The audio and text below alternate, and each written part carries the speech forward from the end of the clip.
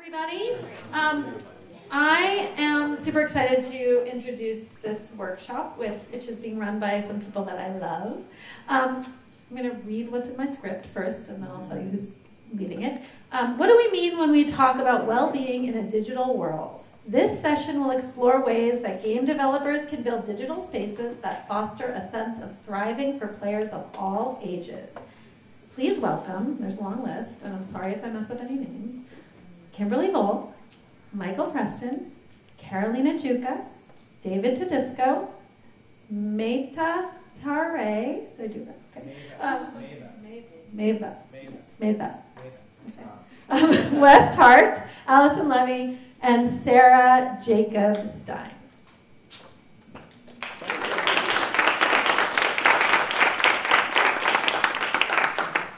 Thank you, Arana, or Alana, or whatever. We already, that was an inside joke. I didn't just do that to embarrass her. Hi, everybody.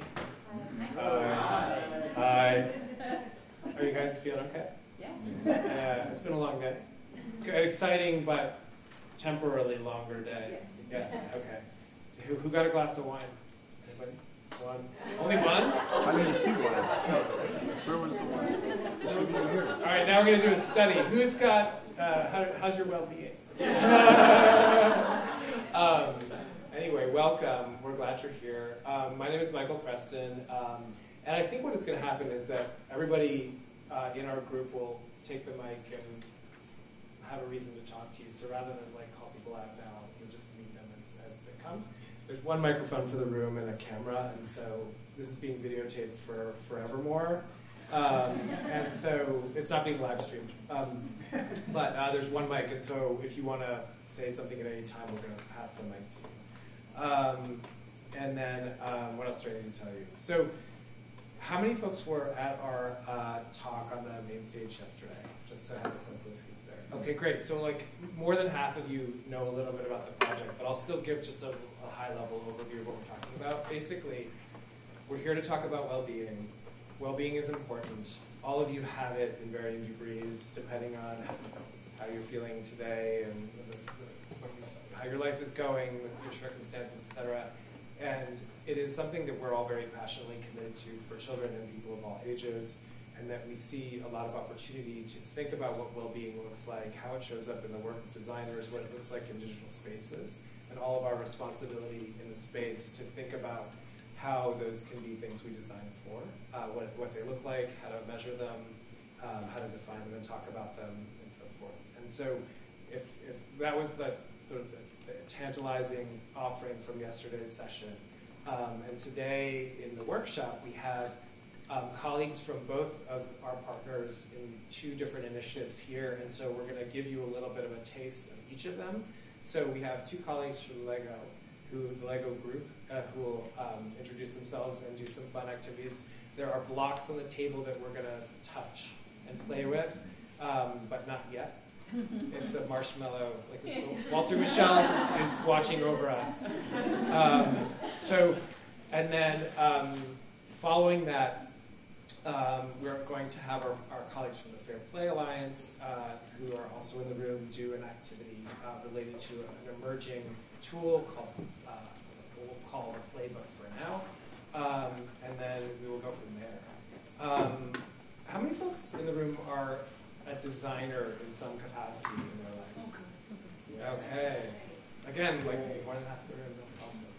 And so while you're experiencing all the things you experience here with us today, we're going to keep in your mind, think about the relevance to your work, what would be helpful to you, what are the barriers in your work, how does it relate to your own experience? I think what's interesting to me is not just the methods. I mean, we're really interested in methods here, but also how does it relate to you personally, your own experience in the world and how you work.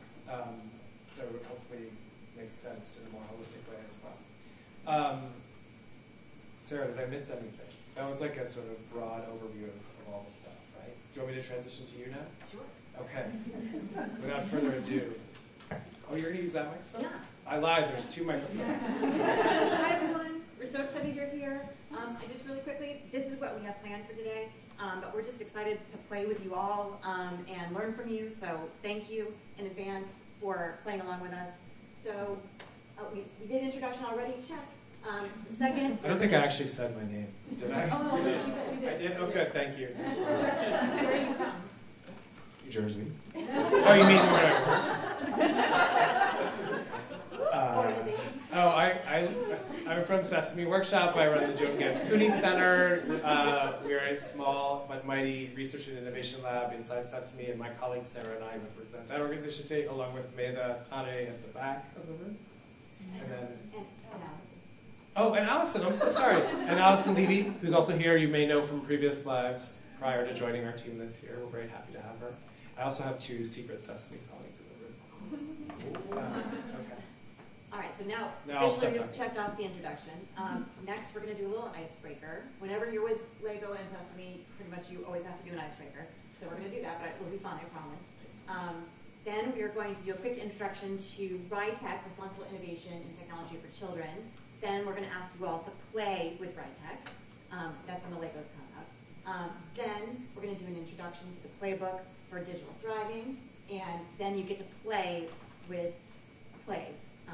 How's that, Wes? Is that good? I like it.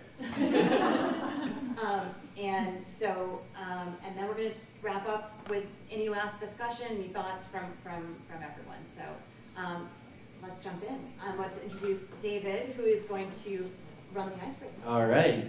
Good afternoon, everyone. David Tedesco with the Lego Group. I'm very excited to lead my favorite activity. It's called Tricky Tower. So you're going to get into pairs at your table as best you can, just using our Duplo bricks, which is our bigger brick. You are going to stack your tower as tall as you can. The trick is you cannot use the bricks to interlock. They have to stack on top of each other without interlocking. The other challenge is you have to use your non-dominant hand. All right, so this is a good activity, I promise. I did it, it's awesome. We have a 2-minute timer to see who can get their tower the tallest possible. So is everyone roughly into pairs, if you can? If not, maybe look around. And you're just using our Duplo brick. Yeah, but I guess it could be... Oh, not yet, don't start yet. We're gonna start a 2-minute timer. Are we ready? All right, and begin. I don't know if you have a methodology. Okay. Oh, wow. Are you doing stateside? Okay. We only have 2 minutes. So you could try that and see, just risk it and see what happens. Go that way. Put the things facing the other way. I don't know if that's good. I'm not an engineer, so I'm making this up.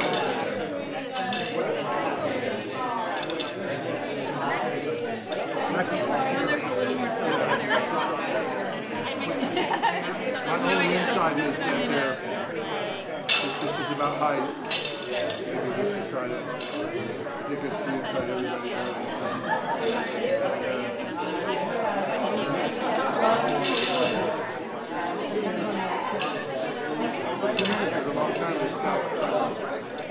I wonder if we should 1 minute warning. 1 minute.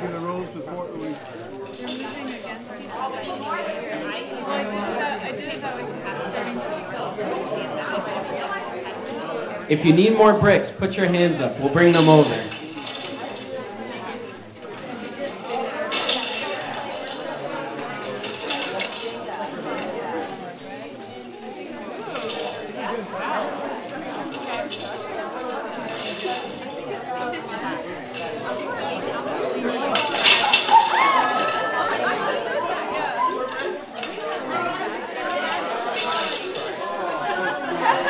"15 seconds.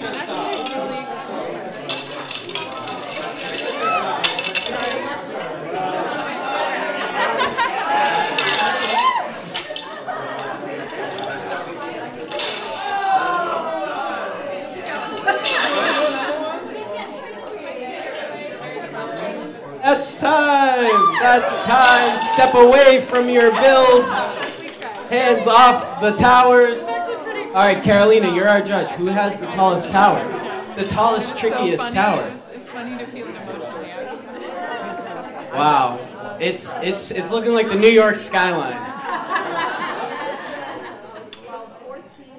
Wow, I think we're calling it a 5-way tie. So Carolina, it's a 5-way tie. How many do you guys have? Should have gone for one more. 13. Yeah, we're 13. Oh my gosh. Wow, congrats. Yeah. Carolina, do you want to tell them what their prize is? There's no prize. The prize is fun and enjoyment with friends. All right, thank you so much. Going to hand it over to Meda to talk about RITEC. Can we knock it down now?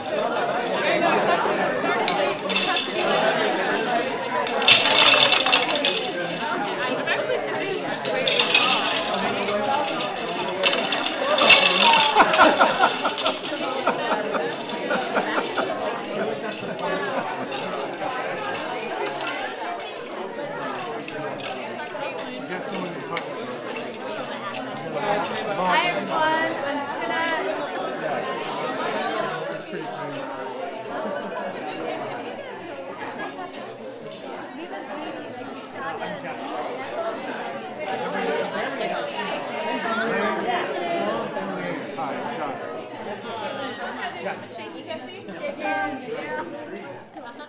All right, thank you. We're going to transition to the next activity.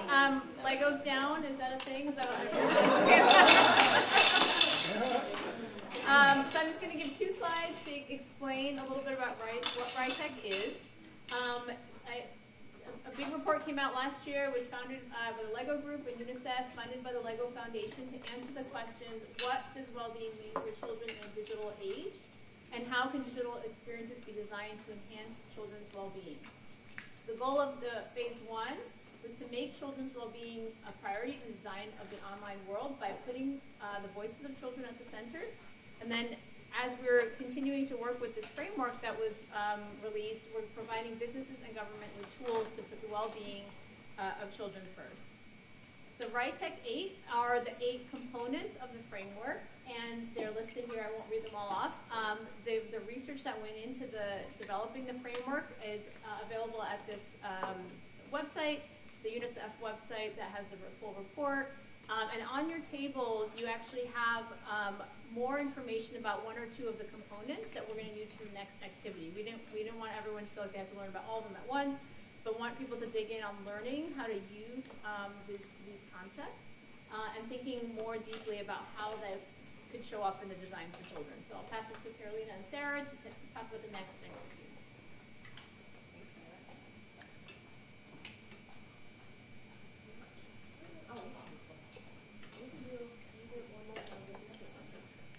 So we promised that you would get to build again. So this is where the second building activity comes in. So the RITEC framework, the RITEC 8, as we've come to call it, was generated through research with tons and tons of kids who were asked, what does well-being mean to you in the digital world? And so these 8 things are kind of what came out of all of those research, all of that research for the kids, and now we're in the process of kind of testing to see whether these 8 framework well-being outcomes really work in a game environment, in game play. So what we want to ask you all to do today is to work with your table mates. You can work by yourself, you can work in teams, however you want. And we want you to build or draw, if you prefer, a digital play experience. Now, this experience has to incorporate the well-being outcome that is at your table. So you should have a little well-being outcome, and it should be one of these guys. Some might have confidence, some might have safety, some might have empowerment. So your digital experience must incorporate the well-being outcome at your table. And we're going to give you about 12 minutes to build, so not very long, a quick exercise. And then we want you to choose a representative to quickly describe what you built and why. And I'm going to turn it over to Carolina to talk a little bit about how might you take those concepts and use bricks to construct them. Absolutely. So I think now it's on. So for those that were in our panel yesterday, I mentioned a lot about just bringing children into the design process and just hearing their voices. So that framework, this is input from the kids. So I think this is a concrete example of how do we bring their voices into what we're designing and what we're creating. As you can imagine, at the LEGO group, we're big proponents of using the LEGO bricks as a tool of expression. So here is where you really get to, and I feel like I don't even need to give these instructions to this team. Just seeing all of you do the tricky tower feels like all of you feel very comfortable with playing. So please use, now it's the time that, I know Michael mentioned do not open the bags. Feel free to open the bags. One of the things that we feel sometimes in my team when we're trying to discuss ideas, and I love this noise, so it makes me happy just hearing the crinkle of the plastic bags. If you don't have a full idea, what I would recommend is just touch the bricks, just play around with them. It's incredible how the ideas will start generating. So look at those prompts on your cards in front on your table and see what comes up to mind. And just make sure you select someone from your table to share some of these reflections after the 12 minutes. You have some more input? Oh, okay. Have fun with it. All right, building starts now. Yeah, so, right. It's emotionally having a hard time, so like some of the things you're going to be looking for could either look for something common, you can also look for something that forces them to focus. Like, when you're stressed out, you need help, like, kind of bringing it back. So I think something... I can imagine a couple of very basic things that would give you a point. That would be part of kids' competencies, like using these to sort colors, which one's different, which one doesn't belong, pretty much basic Sesame Street things. The first bullet on the bottom of how can my project provide accurate feedback on their competencies, that's actually pretty interesting. I haven't gotten an idea yet about how there's a digital feedback on the computer that say, hey, congratulations, you got it right. So the feedback, but the ability to add like sets, they're kind of nuts and bolts childhood learning. That's not very creative. Given all these things here, there's probably other things we can figure out.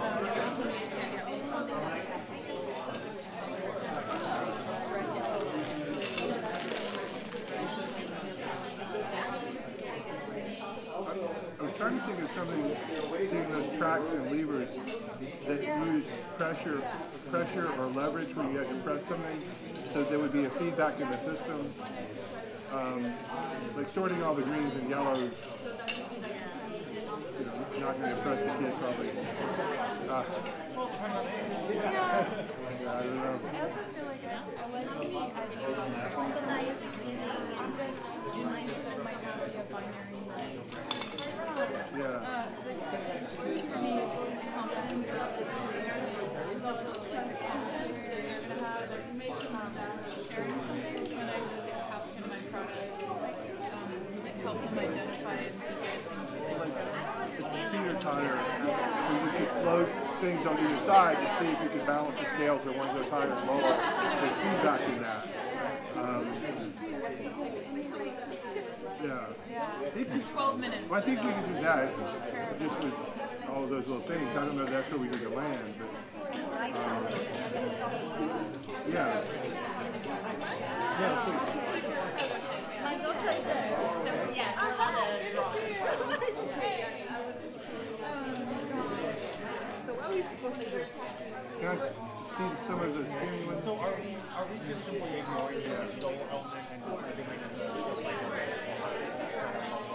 Well, I think we could do more than one if we want to play.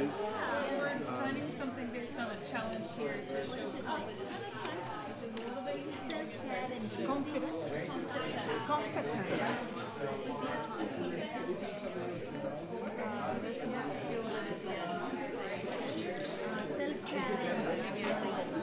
Project here.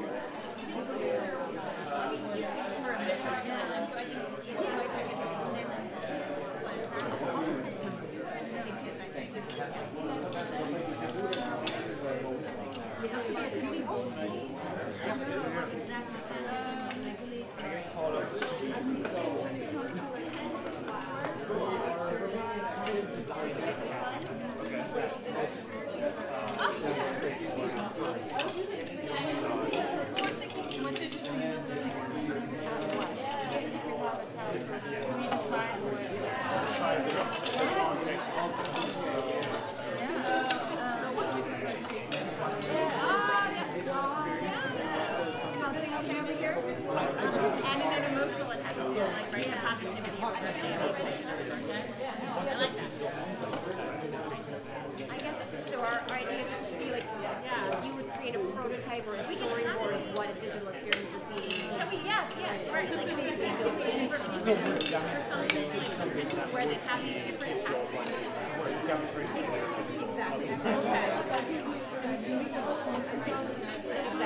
How might your digital experience help the child feel like they would develop products?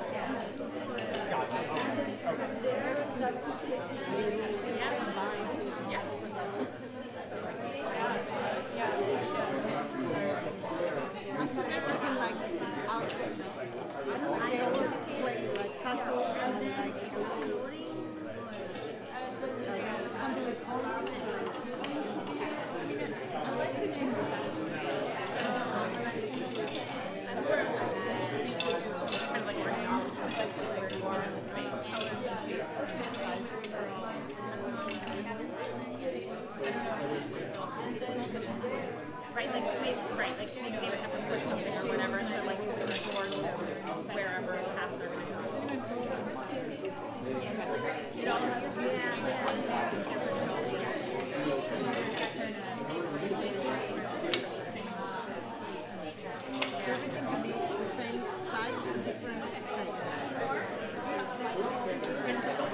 it's a different kind of birthday cake that you blow out the candles.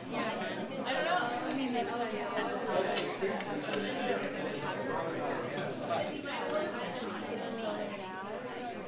although if they get to blow out more candles, so that's more deep. I mean, I think we can say That was the initial, I think, right? That like the breath of blood up candles of the mind. That group already telling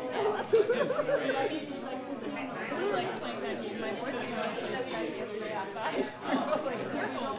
It's actually very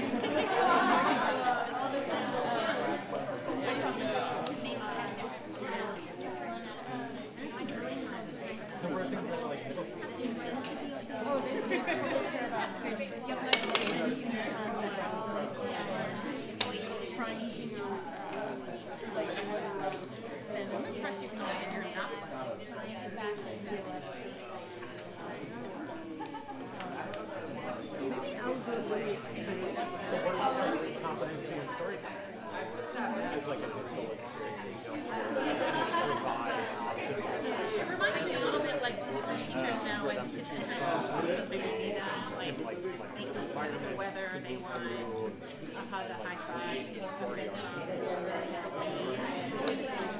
and so maybe they're getting ready for their birthday party. Everyone has 5 minutes left. 5 minutes left.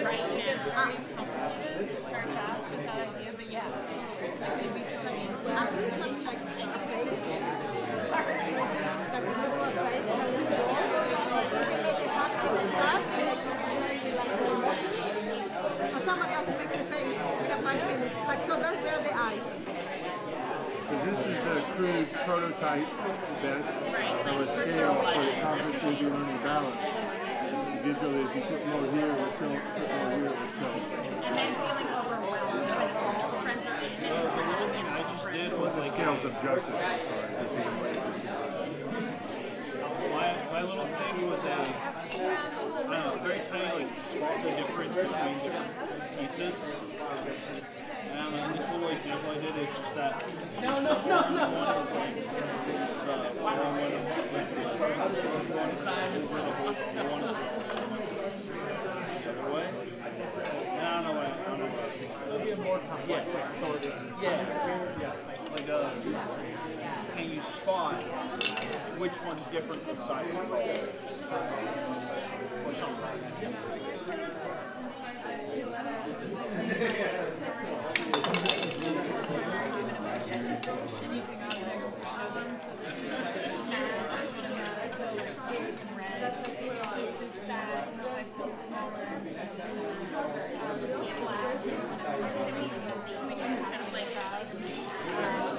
I know I was like maybe on the boat for the journey, but that feels like a little like I don't know. It's like forced. I don't want to change it.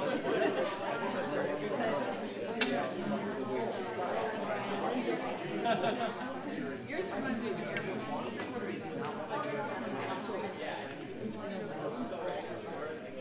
I was most struck by that bullet about the feedback. With things that aren't digital, because so much is digital in the world. With something like this, that when you interact with it, what's the feedback it would give you? Which is a strength with these kind of blocks. The first thing I thought of was walking only barefoot, because that would be feedback. What does it feel like to step on a Lego with barefoot?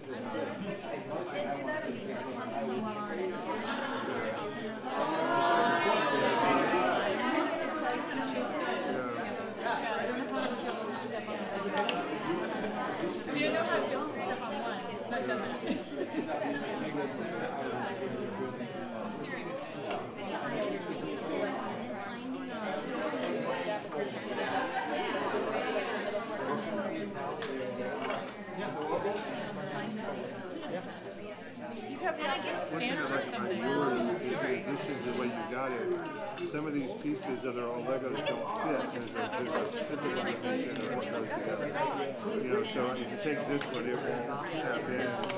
Yeah, and so you've got color, you've got the physical properties. Right, you can enter this space.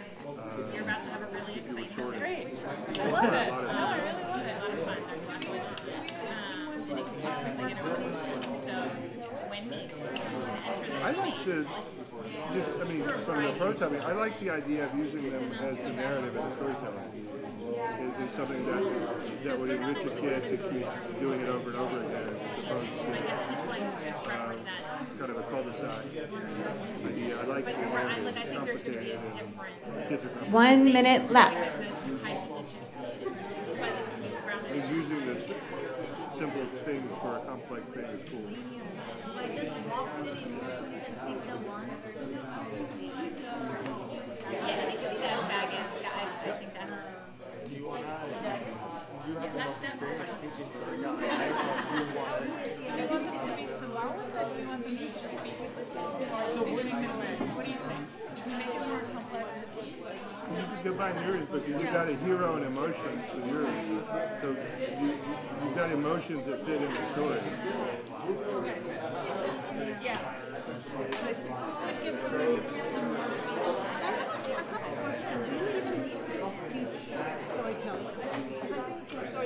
Do you want to, okay, so that in that case, you make it simpler and kind of have the child in the center, being able to choose your designer. Are very like natural storytellers. Now again, I come from Bolivia where we live in big communities. So storytelling is part of everything for us. Frustration should they want So we don't need to, in my context, we don't need to teach storytelling. All right. It's our natural born storytelling. Our building time is over. I know it was so short. I know. We are now going to, we'd now love to hear from all of you.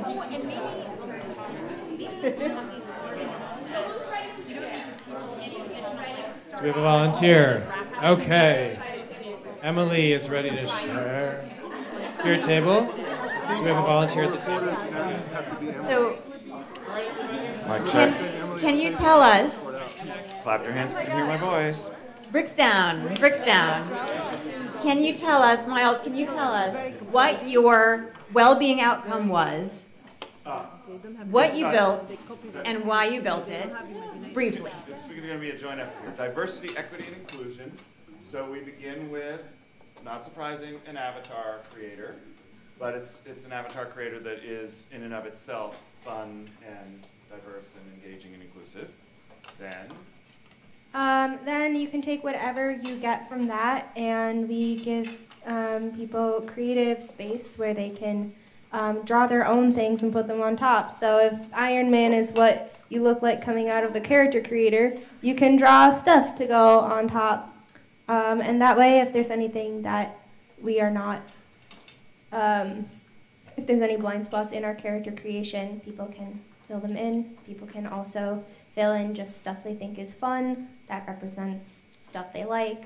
for their personality. AJ also has an example of somebody including their little stuffed bunny that they like a lot.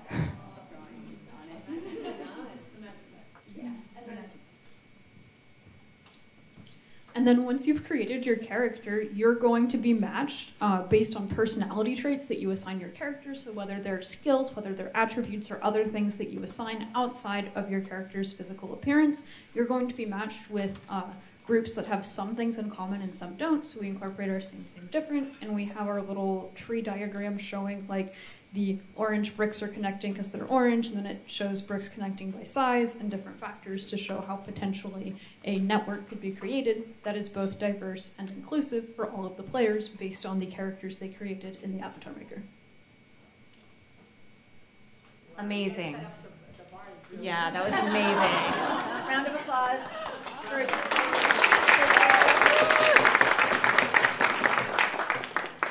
Do we have another volunteer? We definitely want to capture all that. Who wants to go next? Who's going to be next? All right. Table in the back.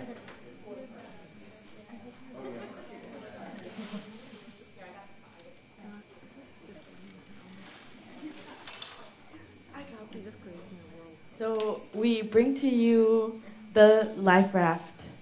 The life raft, because life can get wavy and scary sometimes, and it's all about emotional regulation. It's a skill we need for life. So we have based this game on an app, or I put in the input that's called How We Feel. That helps us first understand and map and communicate our emotions. So we have our little players here, the avatar and the guide. So they're supported. They go into the waters, and from here they find themselves, first of all, space to ask themselves, okay, what is here already? What do I feel? Where am I right now? And then based on identifying where they're at right now, go into, okay, how does it feel? Where do you feel it? And that determines on which candle, which light, or which portal they go to. And those are going to be the different emotions, because it's very different to be anxious than to be angry, to be sad and frustrated. And all of these different emotions have been studied now thoroughly with different aids of help and breathing exercises. So we could go through one of these doors, and we use the metaphor of the candle to blow to remind us that it's so important to breathe. And in the end, it's about reaching a point where you can communicate what you need. So we were talking about, do you need a high five? Do you need a hug? Do you need space? And giving the children that confidence to express that, to say that. And I wish we would have been taught this all when we were younger. Yeah.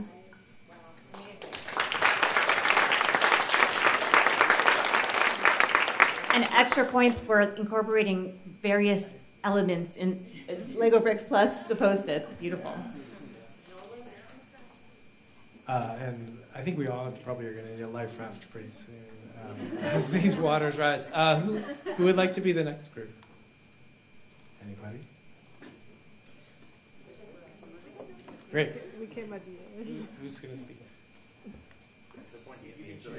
All right. Hi. We got empowerment. So our game is essentially build a day. Kids often feel like, their lives are kind of being controlled. Their parents control what they do, when they do it, how they do it.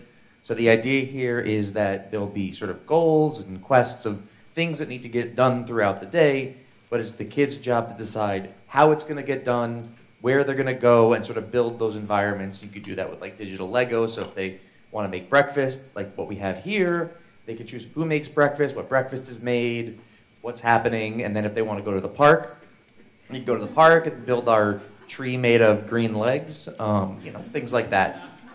And they also get to control what their parents are doing throughout the day too, which they might enjoy.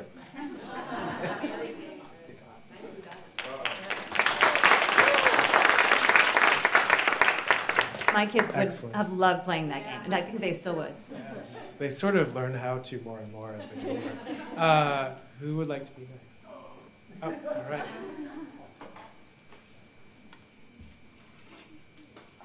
Hey y'all. I forgot our team name, but we're great. And oh yeah, we're Social Connection Team.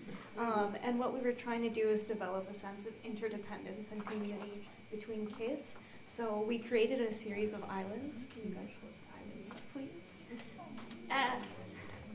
There's also this one. And so kids would be able to build their own island, and we actually have one boat, singular boat, that they have to share, and they're going to take turns being the captain on this boat.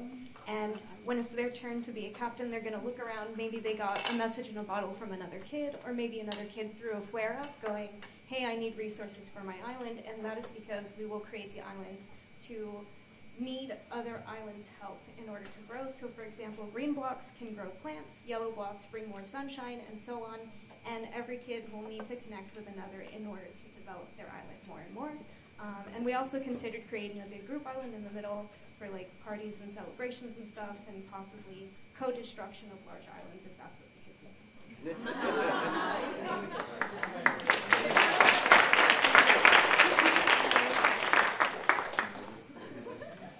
All right, so we also focused on emotion, emotional intelligence, and this idea of storytelling and really social emotional learning. So we wanted to give a structure that would have creative play and freedom. So there's a part with character selection, which could be human or non-human objects, and then moving into, from picking your character, understanding the narrative needs and emotions, so some kind of container for opening up with emotions, and having a child explaining and doing the narrative themselves, because our learning goal is to show competence, so how they would communicate what they're feeling. So one example would be maybe to take this large red brick and say, this for me is anger. We're using the 4 primary: mad, glad, sad, scared. So this could be like mad, and then explaining a story for how I feel when I associate, so kind of associating with the character, giving them a story. Glad could be the trophy, giving an example of feeling that sense of confidence and happiness. Sad could be this very small blue one. I feel like I want to disappear, and color symbolism. And then maybe scared could be a gray circle, just wanting to disappear and not be seen. And just that all emotions are healthy and something that they would be able to articulate and share. And then onto the narrative story. Do you want to share that part? Okay.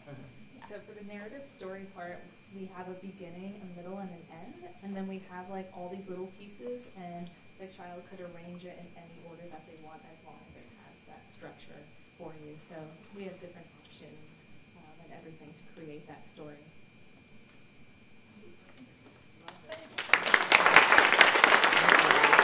Thank you. I think it's one table left, right? No volunteers? Did I miss one? One more table? Okay, so we had self-actualization as our value. So the easiest one of the 8, right? Yes. Asked to build confidence through role playing and taking control of a character avatar. So we also, although we had a difficult one, we also had an unfair advantage because we have a special guest at our table.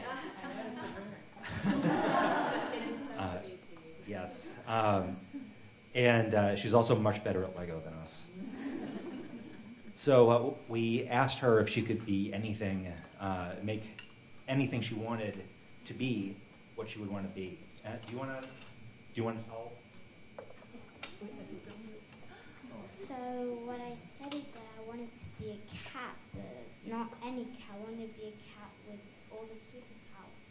Well, that's called copycat. And that sounded pretty good to us as well. So our idea is to have a game where you can go on and then you pick any animal you want, and then you pick the look of your animal, and then you add superpowers to your animal. And then you can go around and talk to other kids with your superpowered animal by meowing at them or whatever. And then problems strike your little animal community, like maybe you need to build something, or there's a tornado, or a kid gets lost, and you have to figure out how to work together using your animal superpowers to save the person or whatever it was. That's it. Thank you so much. That was absolutely incredible, you all. Amazing builds, amazing explanations, beautiful ideas. We've captured them all and are really excited we are inspired by them. Now we're excited to kind of change gears, and I'd love to bring up Kim and West. And we're gonna now look at another way of designing for well-being or digital thriving, and they're going to walk us through the project and the movement that they're working on, and then you get to do another activity. So get ready for some more fun and play. Awesome. Is this on? It is on. Look at this. Look at us go. We're already off to a roaring start. Excellent. I was very inspired by watching you all create. So thank you for that shot of inspiration and energy. It was excellent. My name is Kimberly Vole. I am one of the co-founders, and I help run an organization called the Fair Play Alliance. We are a cross-industry initiative that focuses on ways in which we can reduce hate and harassment, foster digital thriving, and bring out the best in players and developers around the world. We have over 300 gaming companies that are members today, so it has grown quite a bit. It has been impressive to see the amount of energy and expertise and goodwill that has been brought into helping making video games everything that we know that they can be. My own background, I have a PhD in computer science. I specialize in AI. I also have an undergraduate degree in cognitive science. I specialize in why the heck humans do the things that they do. And when you put those together, I tend to focus a lot on why the heck people do the things that they do in video games, which is a lot of really interesting things. By day, I also run a small gaming studio in Vancouver, Canada, where I hail from. I'm also going to pass it over to my amazing colleague, West Hart. Well, I guess they guessed the name. So, hi, I'm West. It's nice to meet you all. I think I might know a couple of people in the audience. My role outside of what we do together in the Digital Thriving Project and as part of the Fair Play Alliance is the role of head of player dynamics at Riot Games. My role is basically to help us find ways to make it safe to be social and more rewarding online. But that means not just live games, but the future games, platform, community teams, all this kind of stuff. Basically any place where somebody interacts with another person is where I'm interested in, where I spend a lot of my time thinking and where I work with other folks on hopefully getting the skills and knowledge they need and applying it. And that brings us to what we're going to be talking about today, because our passion individually and collectively is practicality. Right? How do we make it easy to go do these things? How do we take all these things that we know and put it into people's hands so that, I don't know, they can just go make something awesome and not have to worry about learning everything that we know about people, because we've been studying people since people, and there's a lot to take in, right? But ultimately, how do we make it easy for you to do the things that you need to do to help make wonderful experiences for others? Awesome, thank you. And yes, it's just we are designers. We have a career in design. We met actually when I worked at Riot Games, so we've done a lot of game design and various forms of design. And one of the things that is very important to us is not just how do we better serve players and the broader community, but how can we help each other be better at this? You know, a rising tide floats all boats. That's what we're here to do. So let me jump in and talk a little bit about just what the heck we are doing. Is this going to work? What's the magical key, Sarah? Oh, that one. I just apparently am very weak, and that finger was not sufficient. So some of you may already be familiar with some of our past work. So part of what we have focused a lot on is broadening the industry and beyond to a certain extent, our understanding of just what the heck has been going on in games. You know, we have been seeing, as we know, a lot of challenging behaviors, a lot of negativity, a lot of what is often coined toxicity within that space. So one of our early big projects was a partnership with the ADL to produce the Disruption and Harms in Online Gaming framework. So this was a categorical look at the types of issues that we were seeing in games at that time. And today, I would say it came out in 2020. It's still certainly very relevant today. But it was an opportunity to help mature the language and how we were talking about these things. At that time in particular, and still to a certain extent today, what we were seeing was unfortunately a lot of fracturing of intents, a lot of really good intent, a lot of really smart people working in the space to reduce hate and harassment, but a lot of different definitions, a lot of different ways to focus on the problem. And we wanted to unify, we didn't care that it was our language, but we wanted to collectively help bring us as an industry together to define the problem in a shared way so that we were talking about the same thing, so that we could better focus our efforts on the problems that were going on. And so we released this. You can get it online. There's the URL. If you search the disruption and harms in online gaming framework, you should be able to find it. You can tag us and we can help you do that.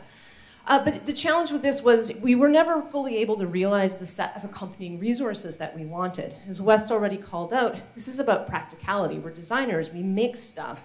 And this was a lot of, I hope, good theory. It certainly wasn't made up. It was based on a lot of what we were seeing and a lot of good research, and was contributed to by a lot of amazing people in the industry. But we came up with a few resources, but we really didn't realize its full potential.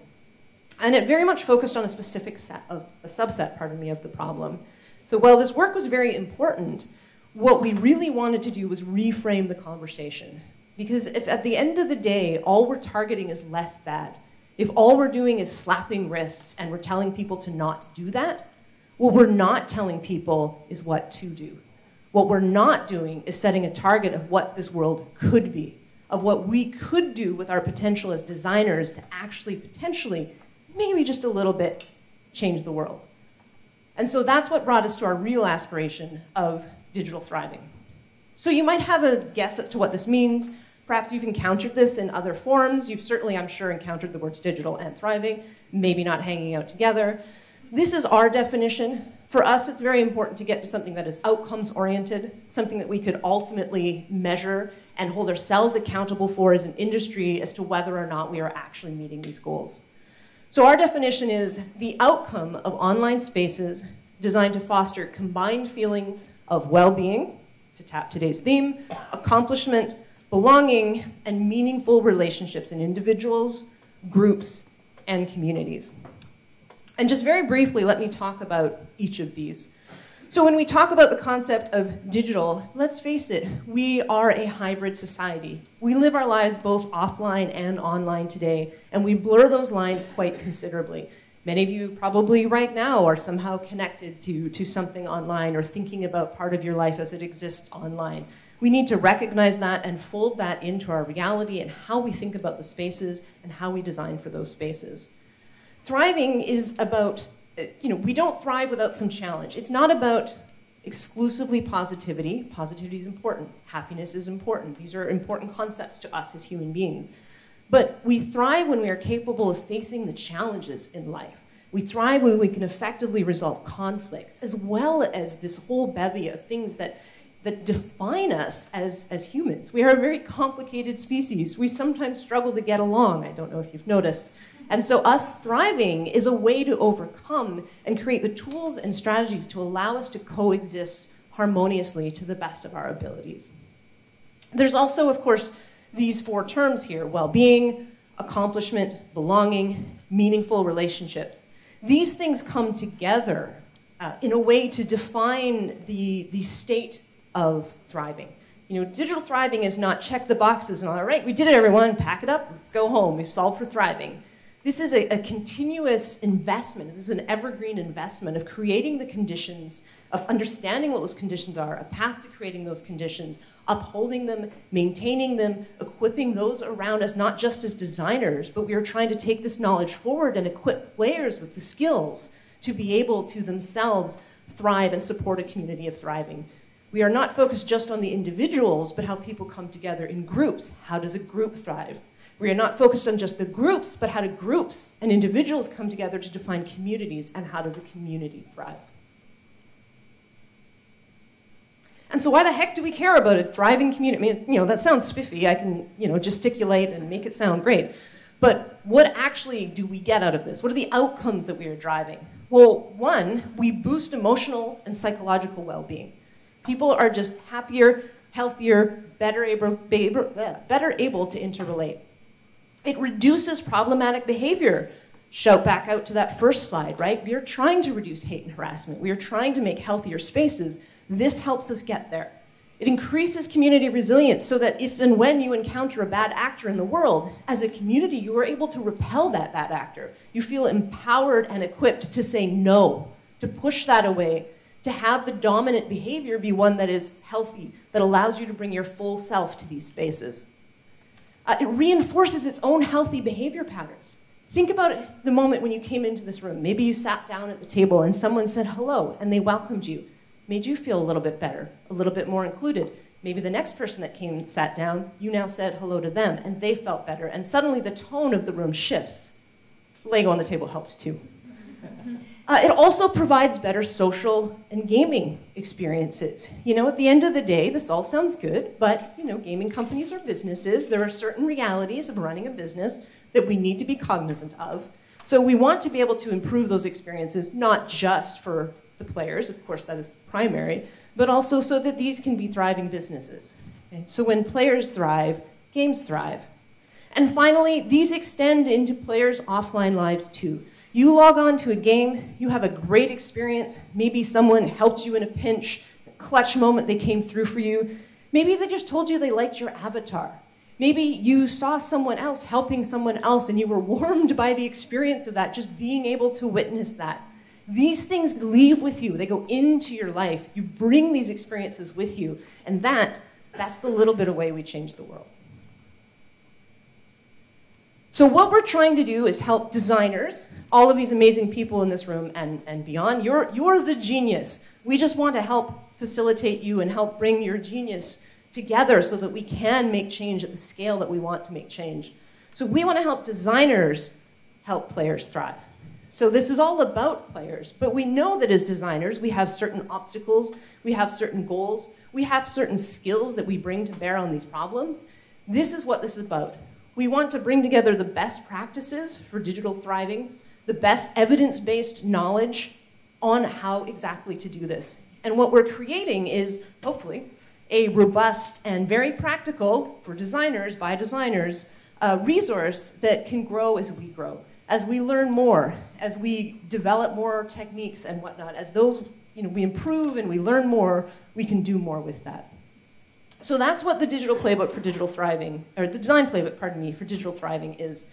It's a resource that makes this easier and more accessible for designers. It is design patterns and knowledge and theories and resources that are intentionally presented in a way that is accessible for us as designers. These are things that in our day-to-day work we should be able to take off the shelf, stick in our pocket, and use. So they're very practical, and they're inclusive of a wide variety of different designs. It's not just game design. At the end of the day, this is all about humans.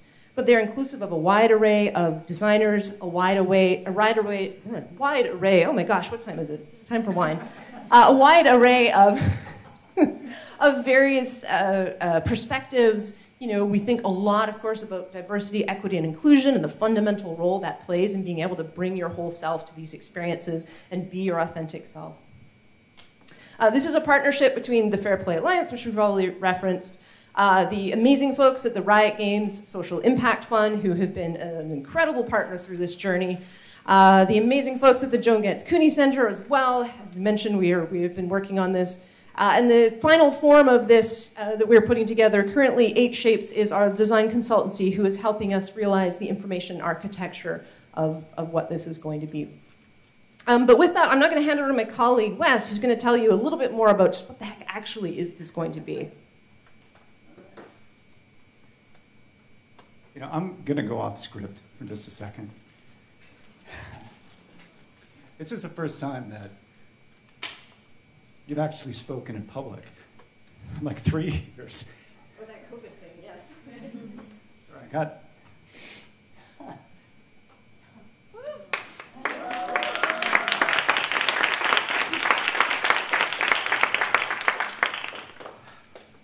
Welcome back. All right. Steer my emotion a little bit into something that we're very excited to be showing you. This is, among other things, the first time. Of course, Ken's been able to speak in 3 years. But we are going to do an exercise around a play. It is a playbook. Actually, an easier way to think about it might be a recipe book. So you, as a designer, or someone working in games or other spaces, because it doesn't have to be games, this is all about people, if you had a recipe book that you could follow to figure out how to achieve some of these outcomes, look at all the different ways you could do it. What are methods that you could apply? How should you think about these things? That's what we're building.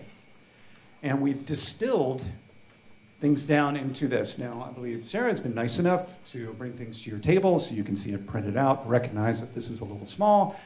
Online, there would be more, but what I'm going to do is walk you through this a little bit so you understand generally how it works in something you might not be familiar with, in an area of design that I've discovered many people aren't familiar with. It's biophilic design. Out of curiosity, does anybody here know the term? A couple people? Fantastic. For those who don't, I think the simplest way to understand it is, how do we incorporate nature into architecture and all the benefits that that brings to us as people? Now, to look at the structure of the play a little bit, of course, there is biophilic design for well-being, right? So we're looking at how could we apply concepts from this. The context is just helping you orient a bit. Like, what is the problem in the design space? Why this matters is, why would we want to use, for instance, biophilic design concepts for well-being? Well, it's because it increases well-being. That's the easiest explanation for it, but the play is constructed in this way, always pointing back to, we're trying to achieve well-being, sense of belonging, inclusivity, how to achieve those outcomes. This needs to be able to do that. Now, this is when we start getting away from the theory part of things, which is our term basically for, okay, what's the thinking behind this? Like, what's the science behind this? Getting into what can you do? That section is all strategy. Essentially, what are methods? They're not specific patterns yet. It's like, these are the kinds of things you as a designer can go do.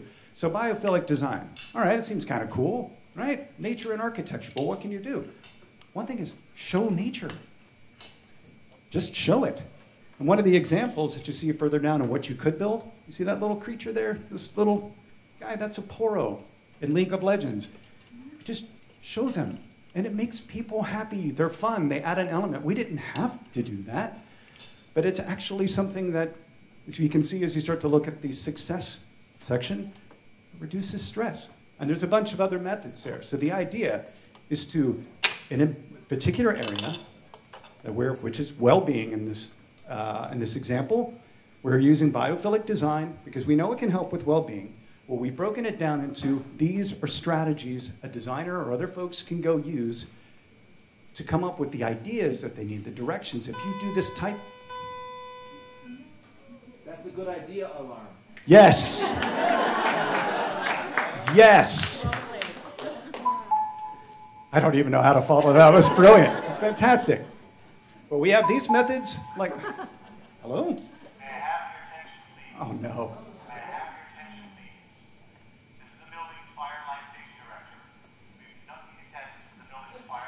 Oh.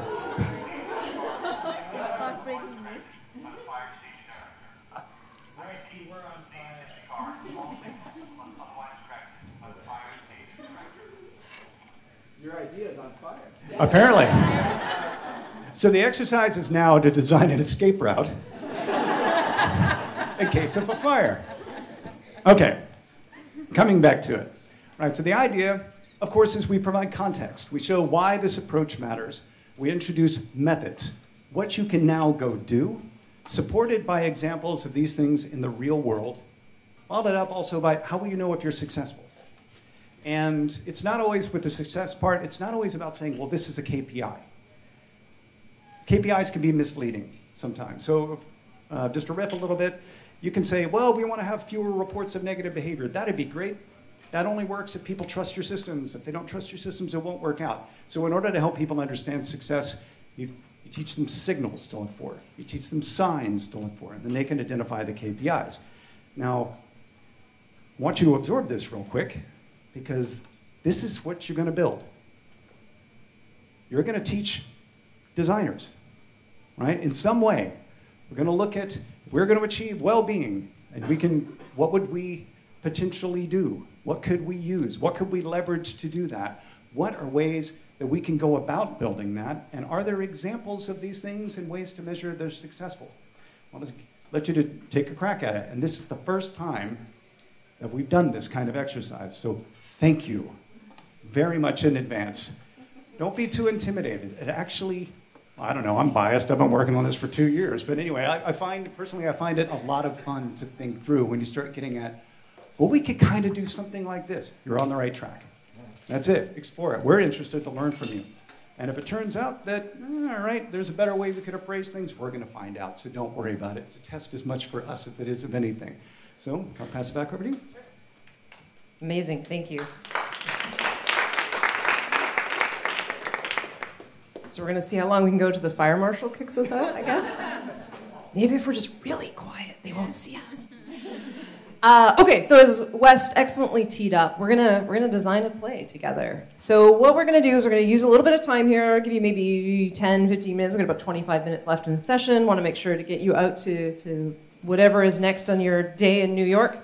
So we'd like you to come up with a play. You can think of it as a design idea. Use your creativity, tap into what you know, what you're passionate about, bring that to bear on this. But come up with a design idea that you think in particular will foster well-being, accomplishment, belonging, and or meaningful relationships. It can be all of the above, it can be one of the above, sideways, whatever. But use anything you like at your table to express your design. There's paper, there's each other, I noticed there's Lego. We don't normally, when we work on these, get to play with Legos. This is way cooler. But just express it. And be prepared. We're going to give you, let's say, about 10 or so minutes. We'll see how you're all going. And then we'll create some time to share back. So I'm going to ask you the question of in what ways do you think this contributes to digital thriving, and how would you say this impacts individuals, groups, and or communities? And did I see a hand pop up over there? I waited till you took a drink. Oh, do you want to? How long? I can project. How long of a play would you like us to create, time-wise or in some other manner? And are we going to have to perform it at the end? It's all interpretive dance. I love the introduction of performative aspect. That is awesome. But no pressure, no pressure. It is freely up to you how you would like to deliver that.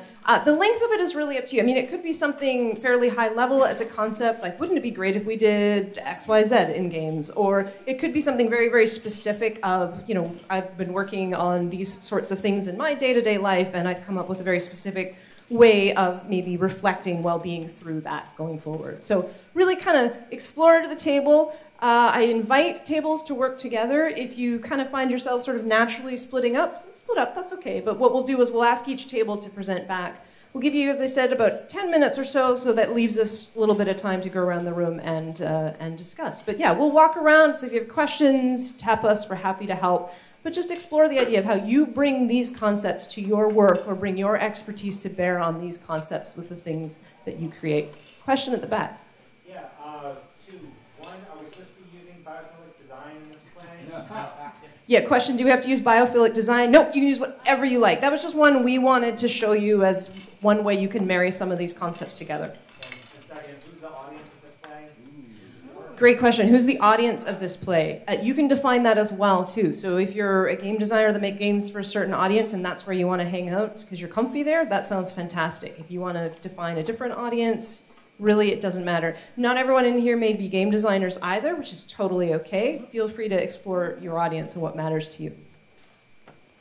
All right, everyone, have at it.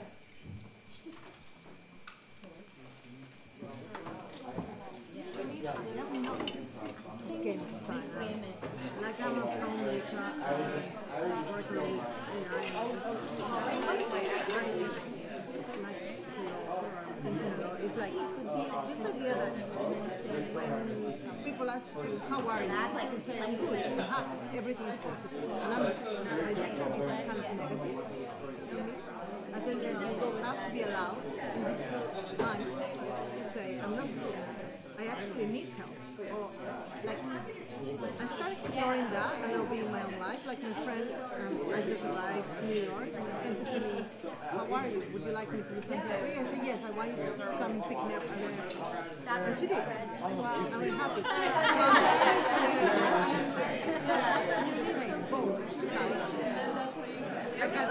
And there was like a famous composer who would like but I wanted invite people to a party take and leave. would have them give him like 7 instruments, and then he had to start with 7. I find really like in life in general, I find like a big difference. Yeah, we can Separating us, I feel like really to engage in meaning. I think that's a good one, especially I have a question about in the way that what we really want from you, and what they want from us, because we are social animals.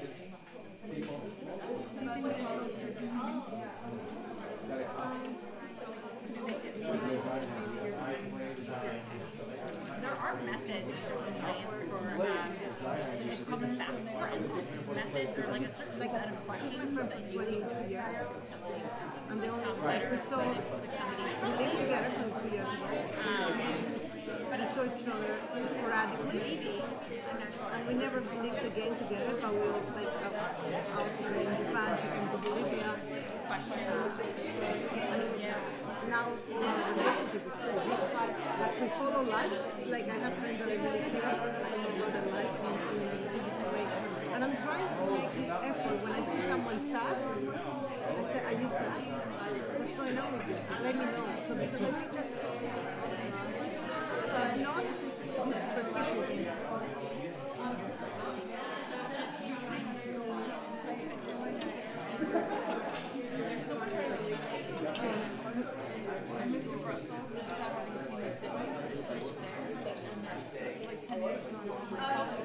Not 7, but there are a series of questions. Are you okay? It's a method to, I know a bit about it as like a fast friend method, but I think there are, I don't know. So I'd always think to myself, as this new teacher, yeah, I was like, my eyes started twitching. Secretly, I was so, secretly, I was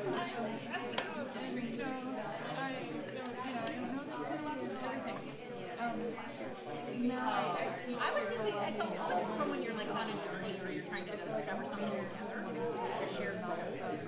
Speak too much, but I'm also ready to so if anyone's coming here, it's like, oh, I want to talk more about this role. I'd love to interview you because my students I've noticed a change. Yeah. And they can like send them through a portal and they can like come out of the game and chat with each other. You probably do that anyway.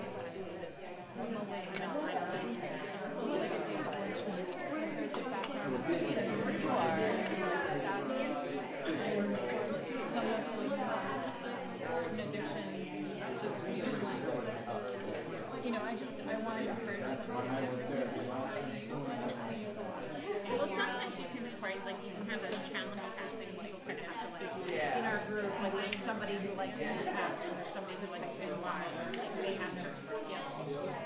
So you have to, pressure on themselves. Right, so you have to build a team to accomplish a task. You would have to get to know one another. I just really, really strong with different audiences and the digital isn't going away. It's not enough to do it. But it is kind of cool to say if someone's doing exercise and is aware of it. They actually feel happy because they're aware of it.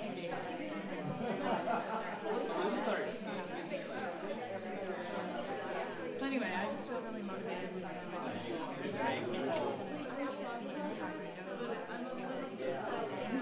So I just keep wanting to be like, anyway, so passing the mic to anyone else. And there's also something to be said for the process, right? Like the actual wanting to, like a meaningful relationship, I think, comes from that.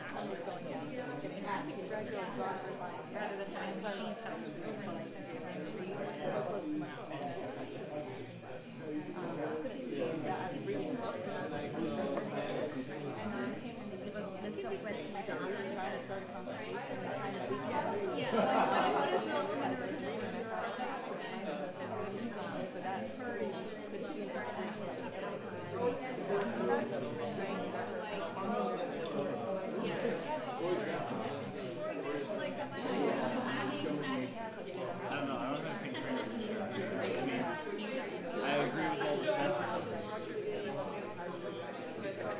I feel like I try to do it when I can.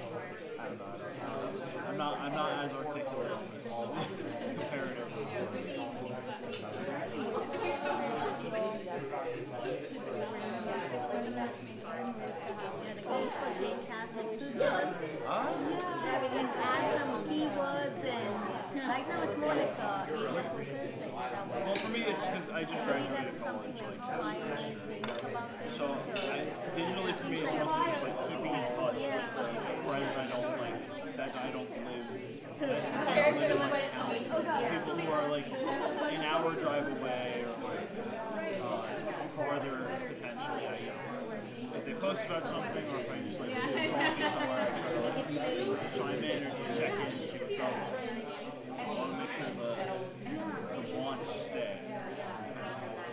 And the group has made an effort to like have meetups, even though like summers before we didn't even like, that wasn't even like a factor. So it's like, oh, I'll see you in September. Now we don't have that September school structure anymore. So we're like, okay, let's keep in touch by whatever. People we select, maybe there's more For example, today we went to eat, I don't remember private, really fast we went over. And there were a father who said he would share the table. I don't think he has two kids. And then there's one of the kids went and then there was another like Asian little kid and he went for no reason. And the father said just sorry but didn't say nothing to the kid. And my daughter said to the kid, are you okay? And he, like, and the kid was like, are you on holidays or something? Are you in school holidays? And then the kid was like this. Yes, I went back home.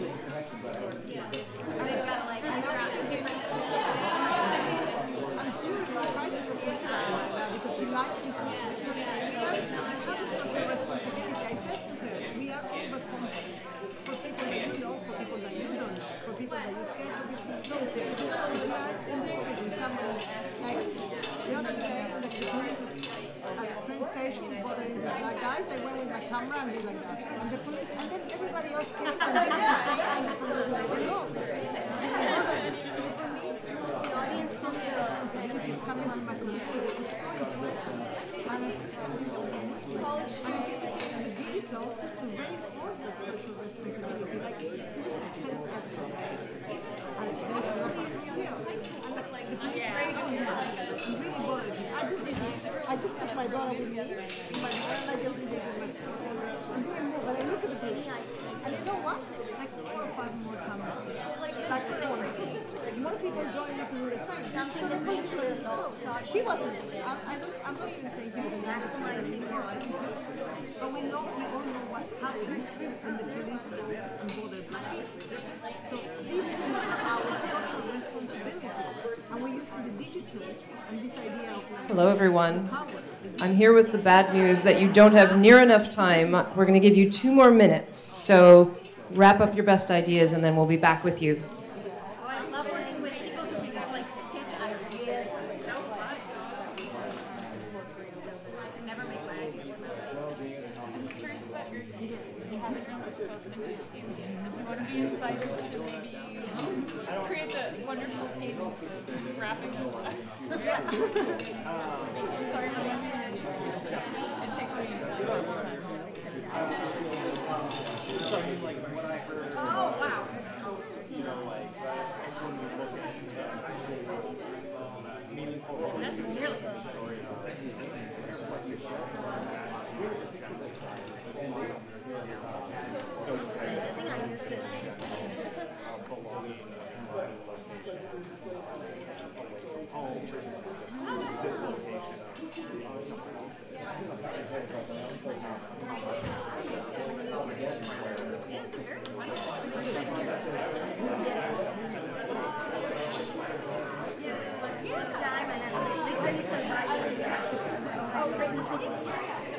Okay, so our foundation was technically West Country. Yes, I went from static to and a little bit of sightseeing.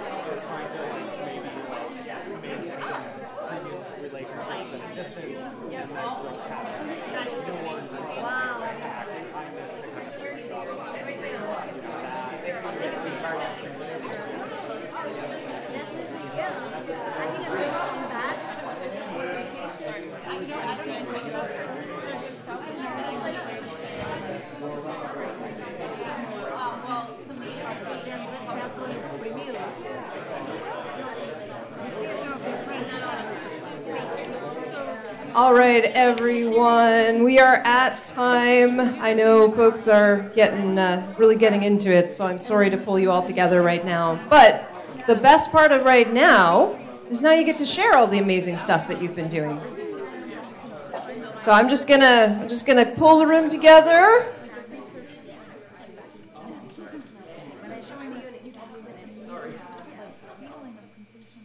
All right, awesome, thank you. I don't know, it just somehow worked. I was waiting to see if it worked, and then it worked.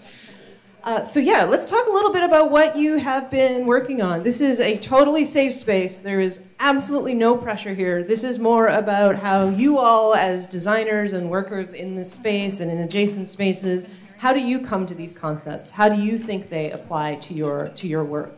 So what I'd like to do is we're gonna call on each of you as tables, and I'd like you to talk us through a little bit of your idea. Tell us a little bit about how you think this contributes to digital thriving from your perspective. There's no right or wrong. This is what we're very interested in hearing. And how do you think your ideas would impact individuals, groups, or communities, or all of the above? So, are there any volunteers who would like to share their thoughts with us first? You're pointing at this group. All right, let's do it. Here we go. Thank you. So, someone from the group shared that they were interested in targeting elderly population, and then we went with that. So we started by thinking, what are some of the mechanics that we observe in a lot of games that these target groups plays? So the idea of hyper-casual mobile games, Candy Crush, games with simple, constant mechanics. They use simple primary colors, but then we start to explore with some of those challenges with those populations around loneliness, around the interest in communicating with friends, belonging, sharing. So we came up with a specific idea, but that might give some interesting patterns. So the idea of a game that would encourage them to go on daily walks, so physical activity, encouraging non-sedentary behaviors. And in these daily walks, they would be given targets to share photos with their friends. So maybe on one day they need to take photos of dogs. So a simple mechanic of taking a photo, sharing with friends, and then being acknowledged that you share that. So sharing and acknowledgement of one another. So these are some of the themes that we went through. Awesome, I love it. And just to put you on the spot, what's one piece of advice you would give for a designer who wanted to implement something inspired by this? I mean, user test, of course. And even before that, try to talk with those populations to see what they look for in an experience, what are some of the challenges they are experiencing, and even more generative ones, like if there was a game, if there was a play, how would they do it? Fantastic. User testing is always the best answer. Excellent. All right, who would like to go next? All right, here we go. So we were thinking about doing something with high schoolers where they're working in groups. So we have little groups represented with people on them. And we were still fleshing out their goal because we were thinking it might be fun if the high schoolers were trying to find the hidden teacher within a group of students, like find the mole, kind of, like figure out which one of these is the teacher. Another idea was maybe they have to come together to come up with a prank for a teacher, but it's something sort of towards the teacher, but in a fun and nice way. And then the groups also have we were thinking they have the overall goal, like let's say there's 20 of them and 4 groups. All 20 of them have the same goal overall, but then each group of 4 or 5 people has their own kind of secret goal that the other people don't know about, and then to kind of get the group to work with each other as well as group to group, so like intra and inter happening. And we also really liked, so we stole it, the island idea where people are interdependent. And so that would be another component where in order to achieve the big goal, they have to work with another team. And it could also be really interesting if they didn't know that that was required, but maybe at the beginning of the game it's presented as an option. And then at some point through the process they figure out, oh, we need to work with these other groups. don't know what that would look like, but we're in early stages of development. That's great. Seeking investment, right? Yeah. That was great. I got a very Among Us vibe on like educational Among Us. That was excellent. Thank you for that. You've Is now this started. microphone on? I'm sorry, because I just want to ask a question just to confirm, because you used a few terms that I would definitely want to call out in a play. Interdependence was a theme. Cooperation was a theme. Like those are things that you could say, yes, you would want to focus on, and you were focusing on groups. It's just fantastic. But then there also was personal goals, shared goals. There's a really interesting mix of things there that as you were talking to other designers about how would you design for these spaces, those are some of those ingredients that we would look for and say, yes, you would want to have, think like this, think like that. But you did it in a really interesting way, in my opinion. I think it's great. Yeah, that's a great call out. Like a lot of this is as designers, how do we actualize these fundamental human concepts so that we can bring them to bear in our work in a way that resonates with players, which I think you did an excellent job of. I'm trending toward you all because now we've started a theme, so here we go. Hi, so we came up with a narrative for an immersive theater production in which all the audience members aren't allowed to speak and the actors also don't speak, and it's sort of a play about cooperation and communication and connection outside of language. So we have this sort of prehistoric society and the characters in the play communicate with each other and the audience through drawing, through music, through dance, and sometimes the audience maybe has to dance. And people have different things and resolve conflicts and try to meet each other's needs without speaking. And I think in terms of how this could connect to games, we have lots of ways to connect with different people through digital media, and language is one of those tools, but it's not the only tool in thinking about ways that we can connect with people in person and how to bring those principles into our shared digital worlds.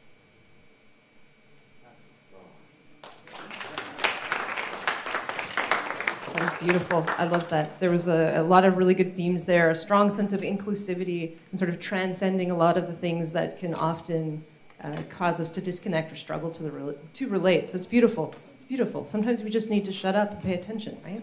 That's wonderful. All right, team, I've wandered over here where you are up. Who would like to speak?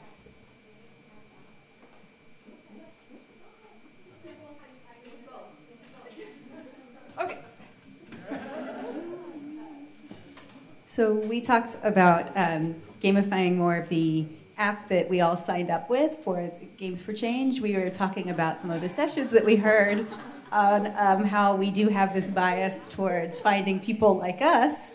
And we talked about how we could change your profile setup to focus on finding people who are different from you.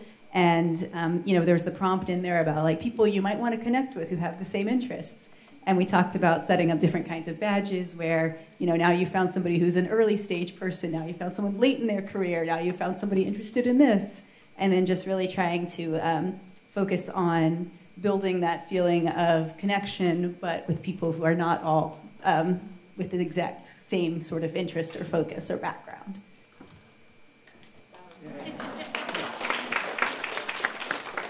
Hi, I came in late, but I'm super inspired. I love writing for children. I actually write for myself more than anybody else. And one of the ideas is actually based on my parents and the kind of an upbringing that I had with them. My father would actually sit down when we were children, and he would always just ask us, like, what do you want to do? And we would say this, and he would make a note of it and say, I heard you. And I'd be like, yes. You heard us, right? And so literally I want to take that into a game kind of a thing where you're being heard at every stage. So you get points for listening. And the other aspect of it is that there's an imaginary friend who shows up and the child says, it's basically asked, what do you want to do? And he says, I want to build a castle. It's like, that's awesome. and, like it's a yes and, so it's basically based on the yes and how children start building castles with peacock feathers, with all sorts of crazy things, and suddenly that building becomes this massive, something very big and beautiful. So it's a way of building, and it's also a way of unbuilding for them to say, what all did we add to get to where we got, and modifying that concept. So I thought it would be a great social impact for children to build, and when others say yes and, it makes them kinder. It makes them loving, and so my focus was really on being kind to each other by saying yes and. Phenomenal. I love the meta approach as well, like improving where we are at. So next year, I hope Games for Change is taking notes. And yes, belonging, the yes and, the validation. I love all of those themes and bringing it together around creativity. Yes, absolutely. It's beautiful. Thank you so much. All right, my friends.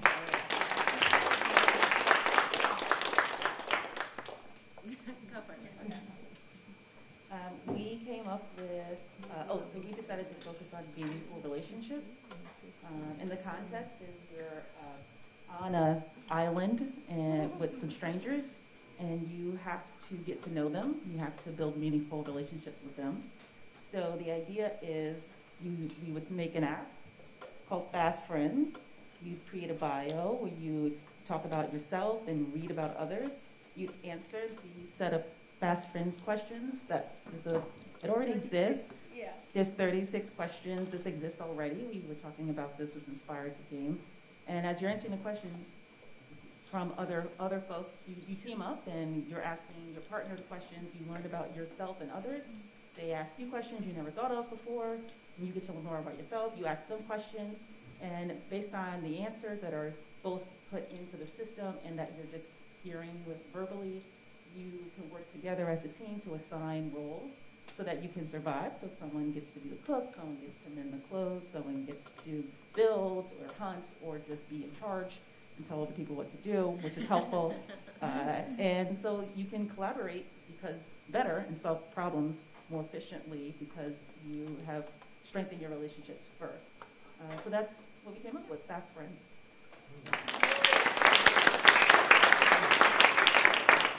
Awesome. Thank you so much. Yeah, I love that you started from a position of starting to establish trust before building into collaboration, which is a really great way to actually help facilitate collaboration. Turns out we don't do so well with strangers, so I love that at the beginning. It was wonderful. Thank you, team. All right, last but certainly not least. Oh, here we go. So candidly, we spent everything except for the last 2 minutes, I think, just kind of sharing stories and getting to know each other. So, but what we kind of came out of that was just stories about when we kind of felt off center from being well, and use that to kind of construct a narrative collectively that would be told in a kind of play scenario. So we came up with this idea of someone relocating. Being in a space that they're unfamiliar with, and theoretically an island, and they're maintaining digital relationships with the people that they knew and struggling to connect with their new community and understand their space in that community. And then some random act of kindness that kind of like flips the script a little bit. And that could be a digital act of kindness from an existing friend or something in person from someone new. And that really kind of drives the generation of belonging and new creation of meaningful relationships, accomplishment of fitting into that community and sense of well-being, and moving into everything that is digital thriving. Love it.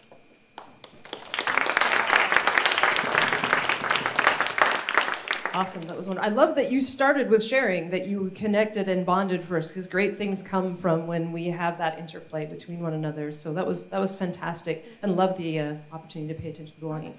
I think it's also important in games to foster conflict, because I think that saying yes, yes, yes is good, but I also like to say no. And I think that I want to feel confident saying no.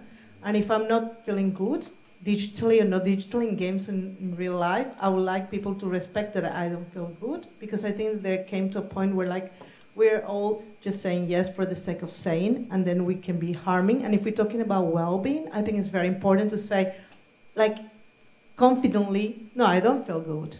And it's nothing to do with you, maybe, or maybe it is. Because we're talking about social responsibility. We are responsible for the well-being of people that we care and people who don't care. If we are in a room like this, I am responsible for your well-being around me. I am responsible, and I think this is very important in gaming, that we have to foster conflict. We have to foster also emotions of sadness as well as happiness, of feeling, because if it's just one side, then we're turning away from being humans. Thank you. Thank you.